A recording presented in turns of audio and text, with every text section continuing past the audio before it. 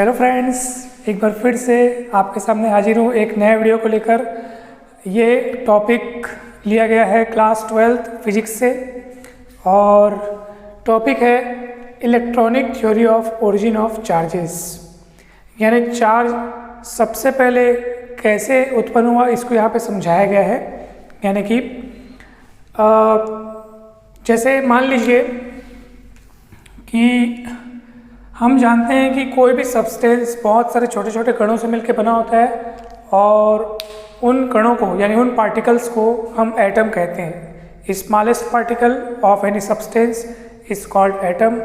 तो हम जानते हैं कि हर एटम में न्यूक्लियस होता है और न्यूक्लियस में दो प्रकार के पार्टिकल रहते हैं। एक रहता है न्यूट्रॉन, एक रहता है प्रोटॉन, और चारों ओर इलेक्ट्रॉन जो है वो सर्कुलर ऑर्बिट में यहाँ पे गोल घूमते रहते हैं इलेक्ट्रॉन्स।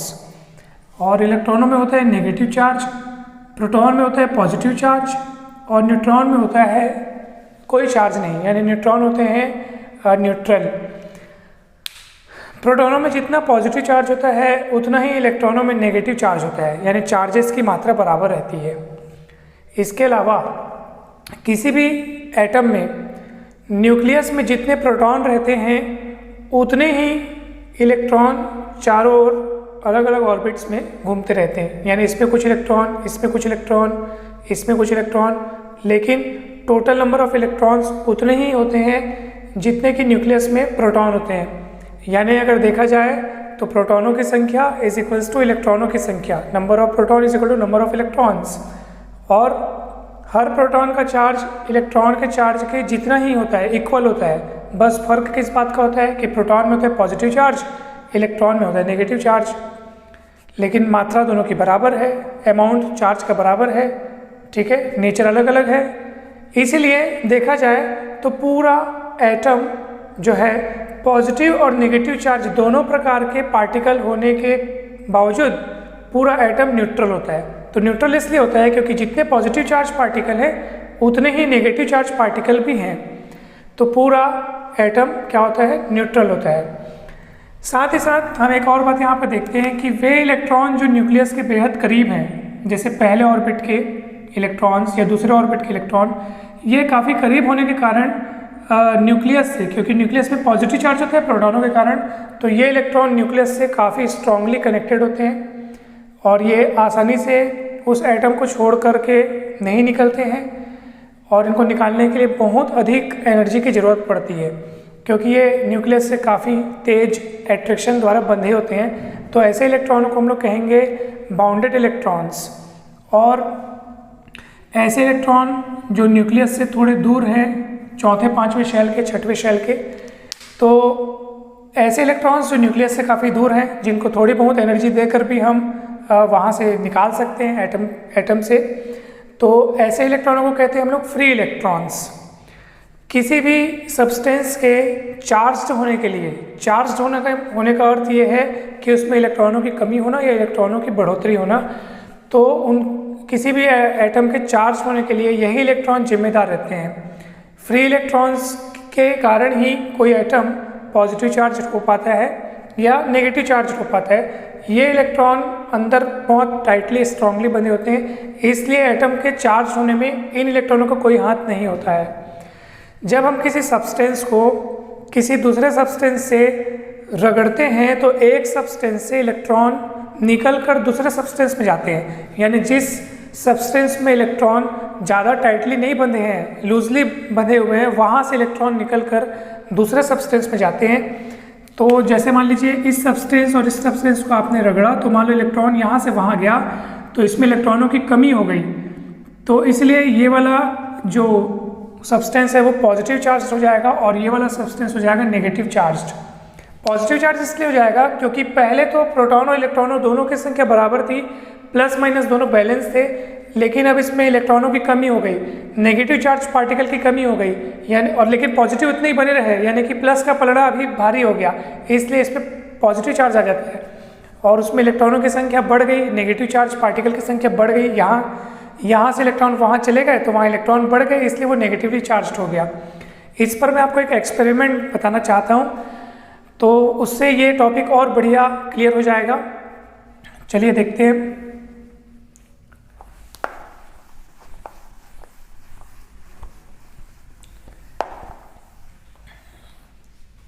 मान लीजिए आपके पास एक ग्लास का रॉड है, कांच की छड़ को आपने रेशम के कपड़े से, सिल्क क्लॉथ से रगड़कर आपने इस तरीके से कांच की रॉड को इस तरीके से लटका दिया, ये ऐसा, ठीक है।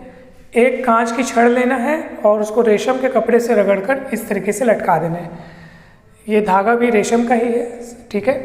अब एक काम करिए, दूसरी कांच की छड़ लीजिए यानी ग्लास रॉड लीजिए, उसको भी सिल्क क्लॉथ से, रेशम के कपड़े से ही रगड़ करके जब मैं इस कांच की छड़ के पास ले गया, ठीक है, इस कांच की छड़ के पास जब ले गया तो मैंने ये देखा कि दोनों रॉड्स एक दूसरे को प्रतिकर्षित कर रही हैं यानी रिपल कर रही हैं। Both rods repels each other, दूर जा रही हैं, ठीक है।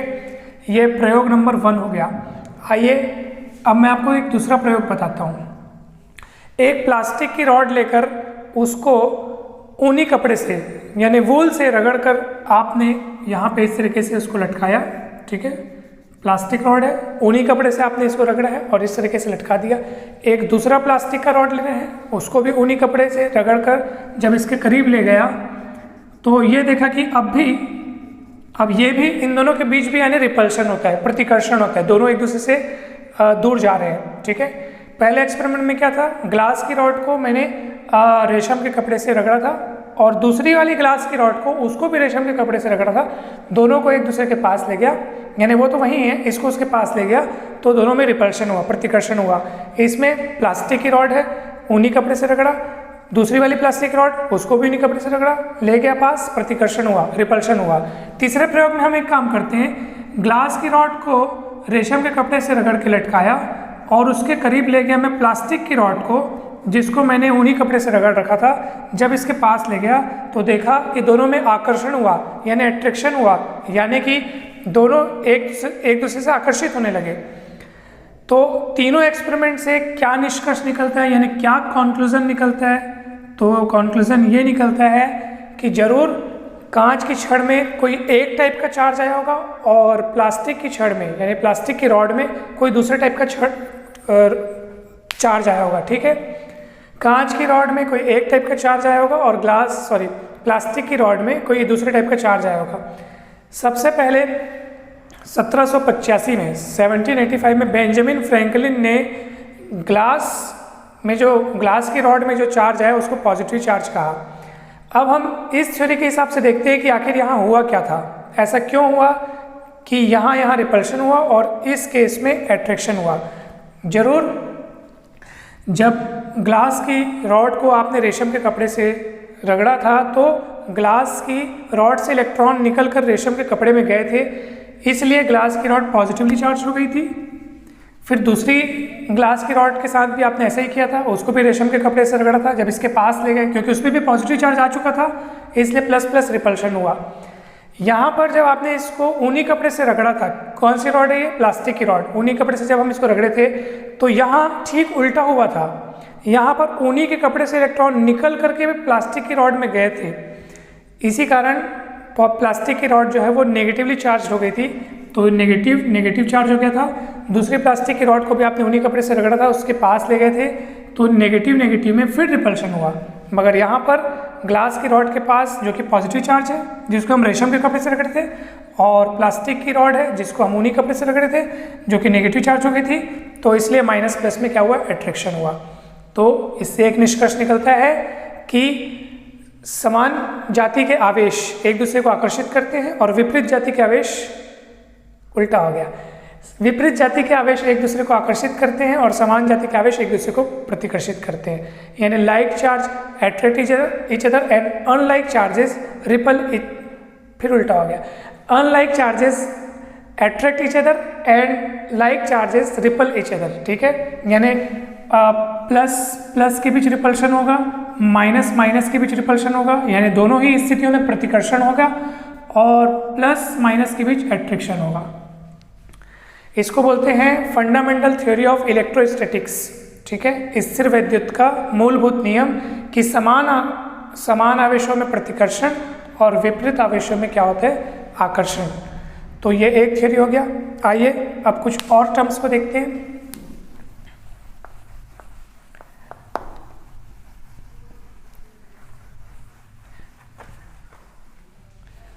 अभी हम देखते हैं चार्जिंग बाय इंडक्शन, यानी प्रेरण द्वारा किसी पदार्थ को आवेशित करना। आवेशन लिखता हूं मैं, आवेशन, ठीक है। Charging by induction, electrostatic induction भी आप इसको कह सकते हैं। इसमें यह है कि जैसे मान लीजिए कि एक कंडक्टर है ए, ठीक है, एक कंडक्टर है ए और आपने इसको दिया हुआ है प्लस चार्ज, और यहाँ पे रखा हुआ है कंडक्टर, एक दूसरा कंडक्टर जो कि अनचार्ज है, इसमें कोई चार्ज नहीं है। जब इस कंडक्टर को, जिसमें पॉजिटिव चार्ज है, जब इस कंडक्टर के पास ले जाएंगे जिसमें कोई भी चार्ज नहीं है, जब उसके करीब ले जाएंगे, अभी ये दूर है, जब करीब ले जाएंगे तो इस अनचार्ज कंडक्टर का वो किनारा, वो हिस्सा जो इसके करीब रहेगा, वो अपोजिट चार्ज, जैसे ये प्लस है तो माइनस चार्ज से इसमें चार्ज हो जाएगा, ये माइनस चार्ज, और दूर वाले किनारे पर जो इससे दूर है उसमें इसके जैसा ही चार्ज आ जाएगा, यानी प्लस चार्ज है तो प्लस चार्ज आ जाएगा। इस किनारे को मैं बी बोल देता हूँ, इस किनारे को सी बोल देता हूँ। एक बार फिर से बोल देता हूँ कि जब किसी चार्ज कंडक्टर को किसी अनचार्ज कंडक्टर के करीब ले जाएंगे तो अनचार्ज कंडक्टर का वो वाला किनारा जो इसके करीब रहेगा वो इसके चार्ज से अपोजिट चार्ज वाला बन जाएगा, और दूर वाला किनारा इसके जैसा वाला चार्ज वाला बन जाएगा, ठीक है। ये केस फर्स्ट हो गया।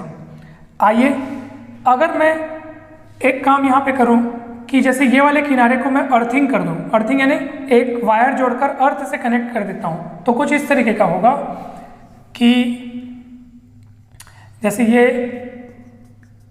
कंडक्टर ए हो गया और मैंने यहाँ पे ये किया कि ये बी जिसके पास नेगेटिव चार्ज था और ये सी, यहाँ मैंने इसको अर्थिंग कर दिया। अर्थिंग यानी वायर कनेक्ट करके अर्थ से कनेक्ट कर दिया, तो इसका सारा पॉजिटिव चार्ज जो है वो अर्थ में चला गया। इस प्रकार अब इस कंडक्टर पे केवल नेगेटिव चार्ज बच गया है, ठीक है। अब अगर मैं ए को हटा लेता हूँ मैं, तो अब इस कंडक्टर बी सी पे केवल नेगेटिव चार्ज बच जाएगा, ठीक है, क्योंकि इसके पास जो पॉजिटिव चार्ज था वो तो चला गया पृथ्वी में, ठीक है, अर्थ में चला गया, और ये माइनस चार्ज बराबर बराबर फैल जाएगा। तो इस तरीके से ये जो पूरी घटना है ये एक चार्जिंग बाय इंडक्शन कहलाती है। हाँ, एक और बात याद रखें आप सब, मैंने सी वाले पोर्शन को जब अर्थिंग किया था तब माइनस चार्ज बीसी पे बराबर बराबर फैल गया था। अगर मैं कंडक्टर को यहीं से दूर कर देता, मान लीजिए इसके पास लाया, अगर यहीं से मैं दूर कर देता तो ये माइनस और प्लस चार्ज एक दूसरे को कैंसिल कर देते और वापस ये जो कंडक्टर बीसी है वो न्यूट्रल हो जाता, अनचार्ज हो जाता।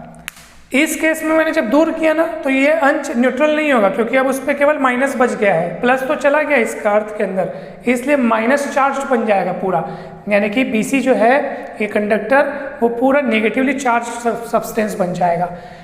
तो अब प्रश्न ये उठता है कि ये सब हो क्यों रहा है या इसके पीछे कारण क्या है। तो चलिए देखते हैं इसके पीछे कारण क्या है। जब कंडक्टर ए को मैं बीसी के करीब ला रहा था तो क्योंकि इसमें पॉजिटिव चार्ज है तो कंडक्टर बीसी के इलेक्ट्रॉन्स जो हैं इस पॉजिटिव चार्ज से अट्रैक्ट होंगे और सी वाले किनारे के जितने भी इलेक्ट्रॉन हैं सब खींचे चले जाएंगे इस साइड। इस किनारे पे बहुत सारे इलेक्ट्रॉन इकट्ठे हो जाते हैं, वहाँ उस कोने के इलेक्ट्रॉन भी खींचकर बी के करीब यहाँ पे आ जाते हैं। तो इसलिए ये वाले हिस्से में इलेक्ट्रॉनों की बहुत भरमार हो जाती है, इलेक्ट्रॉनों की बहुत अधिकता हो जाती है, ठीक है। excess of electron in B portion, therefore the portion B is negatively charged। यहाँ पे नेगेटिव चार्ज हो जाता है और ये क्योंकि यहाँ से इलेक्ट्रॉन निकल कर इधर आ गए हैं इसलिए पॉजिटिव चार्ज वाला बन जाता है, क्योंकि सारे इलेक्ट्रॉन इस प्लस से अट्रैक्ट होते हैं, ठीक है। जब आप इसको अर्थिंग कर देते हैं तो अर्थ से इलेक्ट्रॉन निकल कर इस प्लस को कैंसिल कर देते हैं, ठीक है, क्योंकि प्लस है इसका मतलब क्या है कि यहाँ पर इलेक्ट्रॉनों की कमी है, इसलिए यहाँ से इलेक्ट्रॉन निकल कर इसको न्यूट्रल कर देते हैं। अब उस पर केवल नेगेटिव चार्ज बच गया, तो नेगेटिव चार्ज आपको यहाँ पे दिखाई दे रहा है। इस पूरी घटना को बोलते हैं चार्जिंग बाय इंडक्शन। ठीक है, तो ये एक दूसरा टॉपिक हो गया। आइए अब एक तीसरा टॉपिक पढ़ते हैं, काफ़ी इंपॉर्टेंट है वो भी, क्वांटिजेशन ऑफ चार्जेस।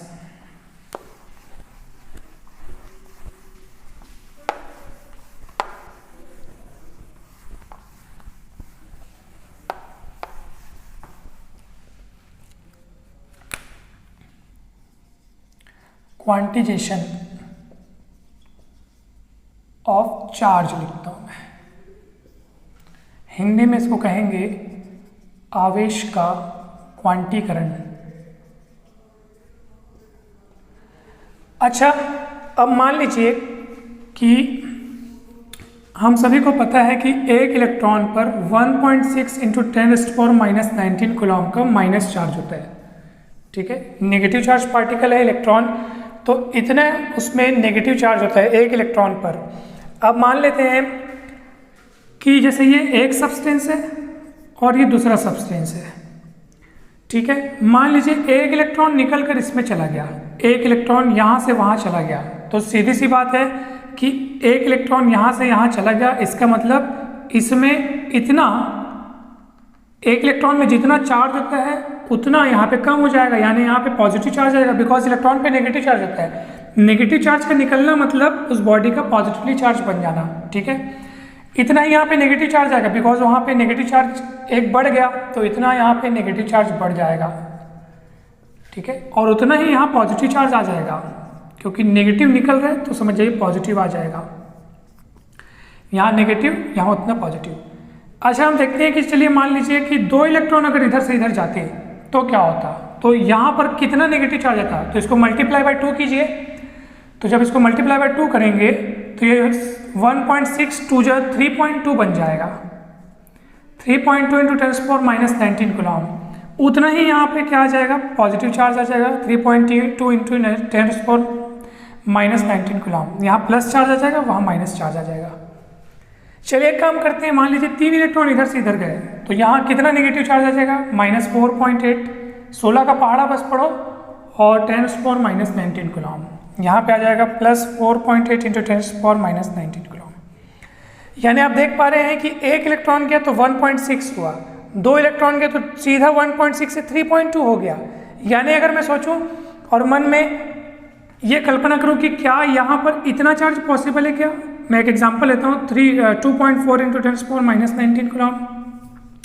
तो आप कहेंगे 2.4 ये तो 1.6 से थोड़ा ज़्यादा है, लेकिन 3.2 से थोड़ा कम है।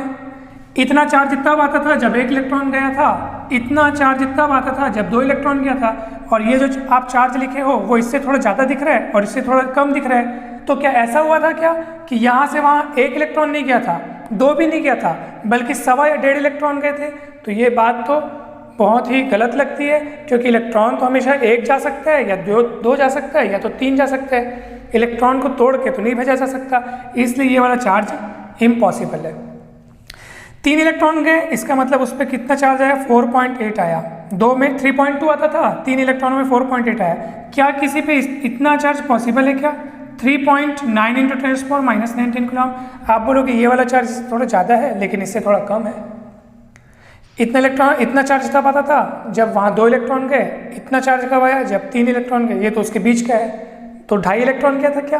तो ये भी बात कुछ हास्यास्पद है, इसलिए ये चार्ज भी इम्पॉसिबल है। यानी कि कुल मिलाकर के पॉसिबल क्या है, किसी भी चार्ज सब्सटेंस पर, चार्ज पार्टिकल पर हमेशा जो उस पर चार्ज की जो मात्रा होती है वो हमेशा एक इलेक्ट्रॉन पर जो चार्ज की मात्रा होती है उसी के मल्टीपल में होती है। 1.6, 3.2, 4.8, 9.6 इस तरीके से होते हैं। 6.4, 8.0, 9.6 यानी कि इसके मल्टीपल में होती है, इसके बीच की कोई भी वैल्यू का चार्ज इस पर नहीं होता है। ठीक है, तो इसलिए किसी भी ऑब्जेक्ट पर जो कि चार्ज पार्टिकल, चार्ज सब्सटेंस है, उस पर चार्ज की जो वैल्यू होती है उसका फॉर्मूला होता है +- NE। पॉजिटिव चार्ज हो सकता है, नेगेटिव भी हो सकता है, मगर जितना भी चार्ज होगा वो एक इलेक्ट्रॉन पर चार्ज की जो वैल्यू होती है उसी का इंटीजर मल्टीपल होगा, इंटीजर मल्टीपल। या तो 1 गुना, या तो 2 गुना, या तो 3 गुना, या तो 4 गुना। बीच का कोई गुना नहीं होगा। बीच का गुना होगा उससे ऐसा प्रतीत होता है कि वहाँ 5 इलेक्ट्रॉन नहीं गए हैं बल्कि 5.5 इलेक्ट्रॉन गए हैं, 2 इलेक्ट्रॉन नहीं गए बल्कि 2.5 इलेक्ट्रॉन गए, जो कि असंभव बात है। इसलिए ये वाला फॉर्मूला आप याद रखेंगे। और इसी को हम लोग बोलते हैं क्वांटिजेशन ऑफ चार्जेस, कि हर सब्सटेंस पर जो कि चार्ज सब्सटेंस है उस पर चार्ज की मात्रा 1 इलेक्ट्रॉन पर जितना चार्ज होता है उसी के इंटीजर मल्टीपल के फॉर्म में होती है। यानी यहाँ पे n की वैल्यू हो सकती है 1, 2, 3, 0 भी हो सकती है। तो इस तरीके से ये आपको याद रखना है क्वांटिजेशन ऑफ चार्जेस। जैसे हम इसमें एक आध दो एग्जांपल ले सकते हैं। मान लीजिए कोई सब्सटेंस है, उसमें 100 इलेक्ट्रॉनों की कमी है, लैक ऑफ इलेक्ट्रॉन या शॉर्टेज ऑफ इलेक्ट्रॉन, ठीक है, 100 इलेक्ट्रॉनों की कमी है। तो आप बताएंगे कि इसमें कौन सा चार्ज आएगा और एक्चुअली इसमें कितना चार्ज आएगा और कौन सा मतलब प्लस की माइनस। चलिए देखते हैं। 100 इलेक्ट्रॉनों की कमी है, 1 इलेक्ट्रॉन की कमी होना मतलब इतना का प्लस चार्ज आ जाना। तो चलिए 1 इलेक्ट्रॉन पर चार्ज की मात्रा इतनी होती है, यहाँ पे 100 इलेक्ट्रॉन है, तो 100 इंटू 1.6 इंटू 10⁻19, 100 यानी 10 स्क्वायर, तो 2 पावर यहाँ पे आप बढ़ा दीजिए तो 10⁻17 हो जाएगा। इतना चार्ज आएगा उस ऑब्जेक्ट पर जिसमें से 100 इलेक्ट्रॉन निकले होंगे। क्योंकि इलेक्ट्रॉन निकले हैं इसलिए ये चार्ज का जो नेचर होगा वो पॉजिटिव होगा, ठीक है। तो ये आप याद रखेंगे। एक और क्वेश्चन है, आइए देखते हैं। मान लो कोई सब्सटेंस को आप 1 कूलॉम चार्ज दिए हो, 1 कूलॉम चार्ज का यूनिट होता है कूलॉम, तो 1 कूलॉम चार्ज दिए हैं, इसका मतलब आप इसको कितने इलेक्ट्रॉन दिए हो, चलिए ये देखते हैं। तो फॉर्मूला वही है हमारे पास, Q = Ne। Q के इस जगह रखेंगे आप 1 कूलॉम, E को नीचे लाएंगे, E की वैल्यू कितनी होती है 1.6 इंटू 10⁻⁻, यहाँ से आप देख सकते हैं Q बाई E = N। तो Q 1 कूलॉम दिए हो और E को जो आप नीचे लाए हो उसकी वैल्यू 1.6 इंटू 10⁻19 कूलॉम और इंटू E = N हो गया। आइए इसको सॉल्व करते हैं। 10⁻19 को ऊपर ले जाइए तो 10⁻+19 हो जाएगा। 1.6 है तो उसको 16 बनाइए, ऊपर 10 लगाइए। अब भी ये 16 से नहीं कट रहा है तो इसको 100 बना दीजिए और बदले में यहाँ पे 10 की घात 18 लिख दिए। 19 में से एक तो इधर ले गया, मैं यहाँ नीचे ले जाता हूँ ऐसे, हाँ ठीक है ओके। सो इसको कट कीजिए, 16 6 जा 96, 4 बचेगा, फिर 16 दूनी 32, फिर 16 पंचे 80, तो इतने इलेक्ट्रॉन्स होंगे। सोच लीजिए 1 कूलॉम चार्ज में इतने इलेक्ट्रॉन्स हो गए। यानी कि अगर आप किसी सब्सटेंस को 1 कूलॉम चार्ज से दे मतलब आप उसको इतना सारा इलेक्ट्रॉन दियो, 6.25 इंटू 10⁻18 नंबर ऑफ इलेक्ट्रॉन्स। तो ये था क्वांटिजेशन ऑफ चार्जेस। और electronic theory of origin of charges भी हमने देखा, ठीक है, कि जब भी किसी दो बॉडीज़ को रगड़ते हैं तो इलेक्ट्रॉन जिसमें से निकल कर दूसरे में जाता है, तो जिसमें जाता है उसमें नेगेटिव चार्ज और उतनी ही मात्रा में जिससे इलेक्ट्रॉन निकला रहता है उसमें पॉजिटिव चार्ज आ जाता है। इस प्रकार आवेश कहीं उत्पन्न नहीं होता, नष्ट भी नहीं होता है, यानी कि कहीं से पैदा नहीं होता है, बस वो एक में प्लस आया तो उतना ही दूसरे में माइनस जाएगा, ठीक है। तो टोटल चार्ज जो है वो 0 रहता है। Law of conservation of charges का नियम आप इसको बोल सकते हो। तो कहीं पे भी डाउट हो तो बिल्कुल पूछिए कमेंट सेक्शन में। वीडियो कैसा लगा बताइए, और वीडियो अच्छा लगा हो तो लाइक कमेंट कीजिए और शेयर कीजिए अपने फ्रेंड्स के साथ ताकि उनको भी इसका लाभ मिले। और किस टॉपिक पे आपको डाउट है तो ज़रूर कमेंट करके बताइए, तो मैं नेक्स्ट वीडियोस पे पढ़ाऊँगा। Thank you very much.